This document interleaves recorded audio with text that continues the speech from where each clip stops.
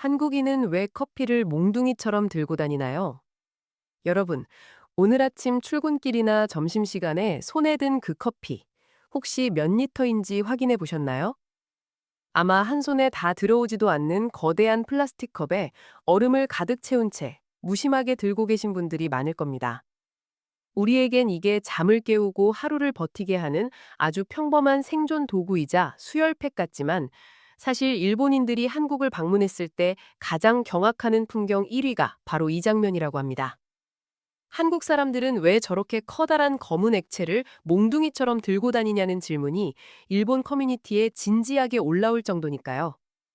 이 현상을 조금만 깊게 들여다보면 흥미로운 지점이 보입니다. 우리에겐 너무나 당연한 1리터 커피가 왜 일본인들에겐 문화적 충격을 넘어 일종의 기이한 현상으로 비춰졌을까요?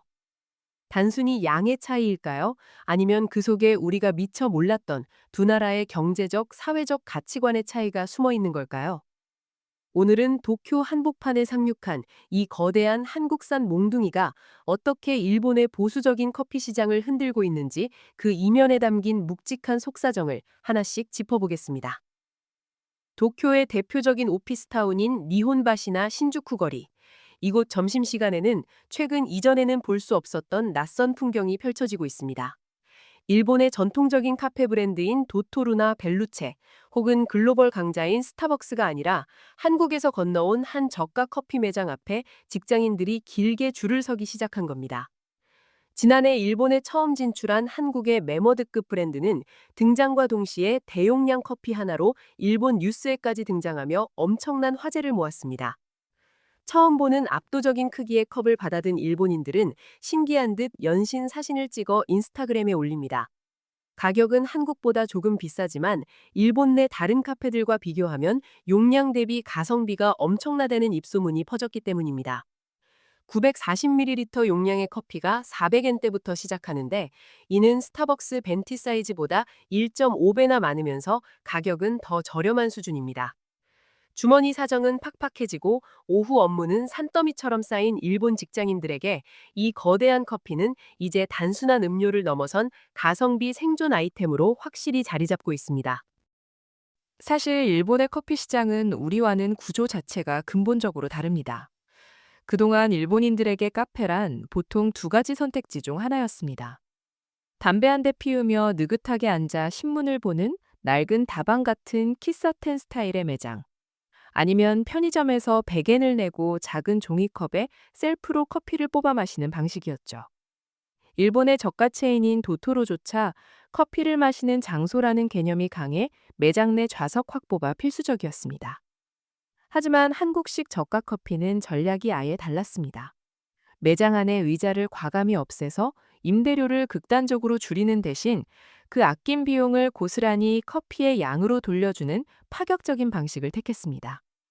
즉, 공간을 파는 게 아니라 카페인 그 자체를 대량으로 공급하는 모델입니다.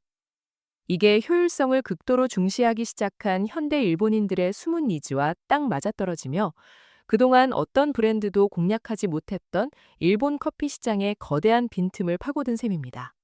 여기에는 문화라는 아주 높고 견고한 장벽이 하나 서 있습니다. 일본은 남에게 피해를 주지 말자는 메이와쿠 문화가 사회 전체를 지배하죠. 그래서 길거리에서 무언가를 마시거나 먹으며 걷는 행위, 이른바 타치노미를 예의에 어긋난다고 생각하는 기성세대가 꽤 많습니다. 저렇게 큰 컵을 들고 전철에 탔다가 쏟으면 어쩌나 하는 걱정 섞인 시선이 실제로 존재합니다. 일본 사회는 테이크아웃 비중이 한국보다 훨씬 적고 점심 식당에서 식사와 커피를 한꺼번에 해결하는 세트 메뉴 문화가 발달해 있습니다. 굳이 밖에서 커피를 들고 다닐 필요가 없었던 거죠. 하지만 최근 젊은 세대를 중심으로 내가 편하고 경제적이면 그만이지 라는 실용적인 태도가 확산되면서 이 보수적인 장벽에 균열이 생기고 있습니다. 거대한 커피컵을 손에 들고 거리를 활보하는 것이 더 이상 무례함이 아닌 하나의 새로운 라이프 스타일로 받아들여지기 시작한 겁니다. 입맛의 차이도 매우 흥미로운 관전 포인트입니다.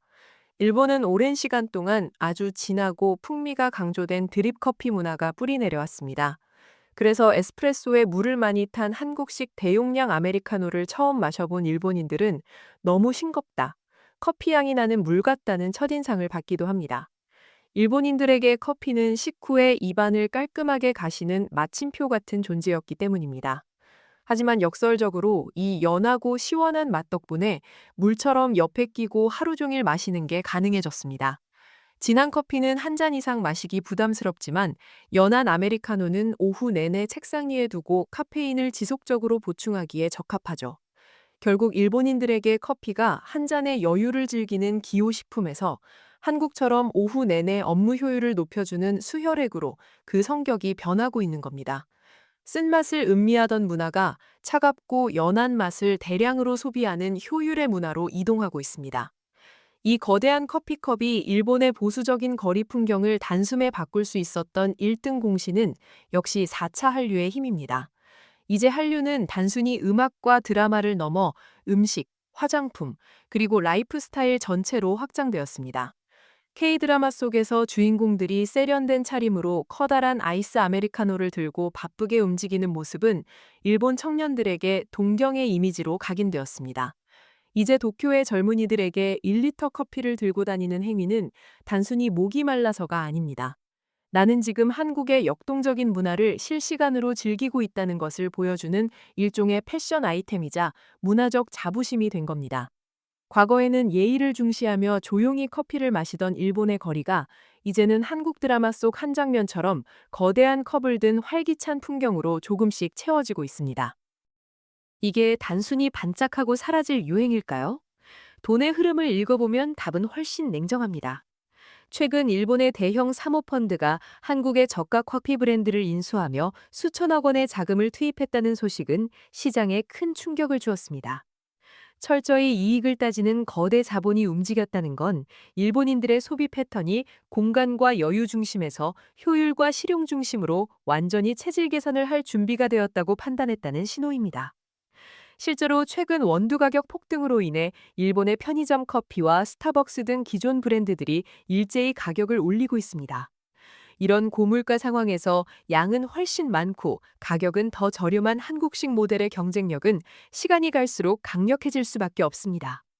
전문가들은 일본의 노동 환경이 점차 한국처럼 치열해지면서 느긋한 커피 타임보다는 빠르고 확실한 카페인 공급을 원하는 수요가 폭발적으로 늘어날 것으로 보고 있습니다. 여러분의 컵에는 무엇이 담겨 있나요? 한국의 빨리빨리 정신과 극한의 효율이 담긴 이 1리터 커피컵. 과연 이 컵이 일본인들의 정적인 일상을 완전히 바꿔놓는 새로운 글로벌 표준이 될 수 있을까요? 아니면 이질적인 문화가 잠시 머물다 사라지는 신기한 유행으로 남게 될까요? 사실 정답은 이미 우리 손에 들린 컵 속에 있을지도 모릅니다. 우리가 매일 무심코 들고 다니는 이 1리터 커피 한 잔에는 남들보다 한 걸음이라도 더 빠르게 앞서가야만 하는 우리 사회의 치열함과 속도감이 고스란히 녹아 있습니다. 그리고 이제 그 치열함이 이웃나라 일본인들의 손에도 쥐어졌습니다. 여러분은 도쿄 거리에 등장한 이 거대한 컵의 상륙이 일본 사회에 어떤 결과를 가져올 것이라 생각하시나요? 여러분의 소중한 의견을 댓글로 남겨주세요. 오늘 영상이 도움이 되셨다면 좋아요와 구독 부탁드립니다. 그럼 다음 영상에서 뵙겠습니다.